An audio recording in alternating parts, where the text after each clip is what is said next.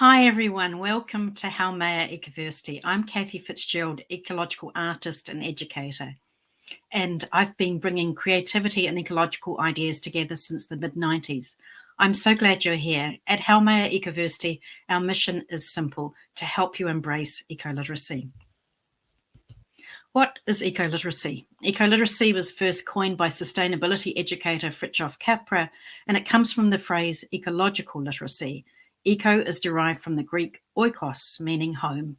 Ecoliteracy is about understanding how we can live well on Earth, our home, not just for ourselves, but for the broader community of life, including future generations. It involves recognizing the complex interconnections between ecological health, social justice, economic fairness, peace, and democracy, key elements for creating thriving and regenerative futures. Ecoliteracy is another word for systems literacy. I prefer ecoliteracy with its reference to caring for Earth, our home. What is literacy? Literacy is the ability to learn and understand in a way that helps us communicate effectively and make sense of our world. Ecoliteracy is about gaining the wisdom, language, and awareness needed to live well and sustain all life on Earth. And why is it important? In a world where human-centered culture has contributed to an unprecedented mass species extinction event, planetary climate breakdown, and rising inequality, injustice, and conflict, ecoliteracy is essential. It's not just a choice, it's a necessity. Our survival depends on awakening to the environmental and social crises we face and cultivating an ecological worldview. This shift is especially critical for those of us raised with a human-first mindset in industrial modern societies, where we've been taught to prioritize human needs above all else. How does it work? Ecoliteracy isn't a set of new buzzwords. It's a transformative way of thinking. It's wisdom-based learning that helps us see the vital connections between care and respect for the community of life, ecological health, social and economic justice, peace, and democracy, all key elements for building thriving, just, and regenerative and more beautiful futures. And where do we go from here? At Haumea Ecoversity, we guide you in embracing ecological principles so you can create a meaningful, impactful work, whether you're an artist, architect, creative, change maker, educator, rewilder, policy writer, or cultural leader. We'll help you gain the clarity to make your work part of the story that builds a more compassionate, just, and beautiful world. Ecoliteracy is a lifelong journey of unlearning and relearning, a re-enchantment that helps us rediscover the creative evolution of life that we're all part of. We believe we learn faster and amplify our impact when we learn together. So subscribe and join us as we explore ecoliteracy, wisdom, and creative insights that truly matter for ourselves, our communities, and our Earth, our only home. Together we'll thrive. Together we'll create beauty and connection. Together we'll become the wiser, more compassionate ancestors we're meant to be.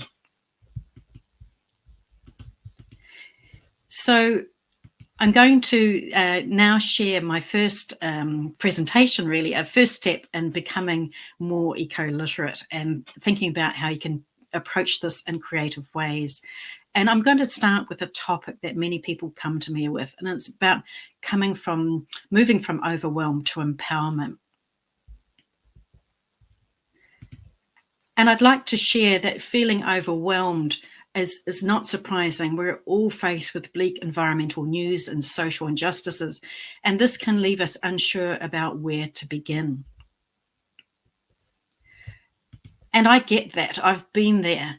My ecoliteracy evolved slowly over many decades, despite working in research science, collaborating with ecological NGOs, developing a regenerative creative practice, and even reviewing pioneering ecological art practices in my doctoral work.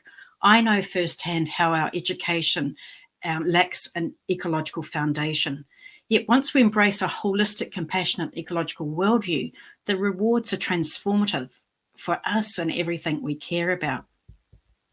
And here's a simple truth. You don't have to tackle every environmental and social issue overnight. And some of you may be familiar with this diagram, which actually puts all the environmental and social challenges that humanity is facing all on one page. I found this so useful, I put it into my PhD. But it was not only useful that it put things on one page, but it also allowed me to pinpoint actually where I could make a contribution. I often say to people to start close in, start with something that you're passionate about. And becoming ecoliterate, you might be interested in something that's going to evolve over the long term. Close to home is something that can keep you really motivated as well. When you weave ecological ideas into your current or upcoming work, you'll see tangible results quite quickly. You'll re-enchant your work so it speaks to our most pressing problems, and you'll realize your voice and creativity can drive meaningful change. Also, it's really important to reflect and share your progress and discuss insights with peers and with others. I'm quite introverted, so my way of doing this was actually through blogging. Here I was sitting in my little office, and I live with a forest that I'm actively trying to transform with the help of advice from ecological foresters. And so I created short films. I documented the process through photography, but I also reflected on ecological thinkers and inspiring ecological foresters like Susan Simard, who over the decades has alerted the world to the incredible dynamism of fungi that operate beneath the forest floor. And this is for ecological and, I suppose, planetary health as well. These steps may feel very modest at first, but our ecologically wiser creativity and stories can touch people's hearts and minds in ways facts and figures fail to do. And we know this is the dilemma that is facing us worldwide. We've had 50 years of facts and figures, lots of media and politicians talking about this, but that's not really touching people's hearts for change. I know what you might be thinking. You might say to me, Cathy, I'm already so busy. How can I find time for even small changes? Yet a few hours a week to focus on ecoliteracy can energize you instead of wearing you out. And it really becomes a lot of fun when we come together to do it as well. I'm not sure my work can make a difference is often another comment I hear, and I often hear this comment internally to myself as well. But by integrating even a foundational ecological perspective, your integrity will shine out, showing your audience, pupils, collaborators, clients, and even funders that you're committed to thriving, just, and life-affirming futures. You'll also know that you're part of the most vital cultural shift humanity has ever taken. Some people say to me, Cathy, am I too late? But whether you're just starting out or established in your career, taking these steps is crucial. I often have parents and grandparents, people who are very established in their fields coming to me, because the reality is we're all learning how to align our work with ecological understandings.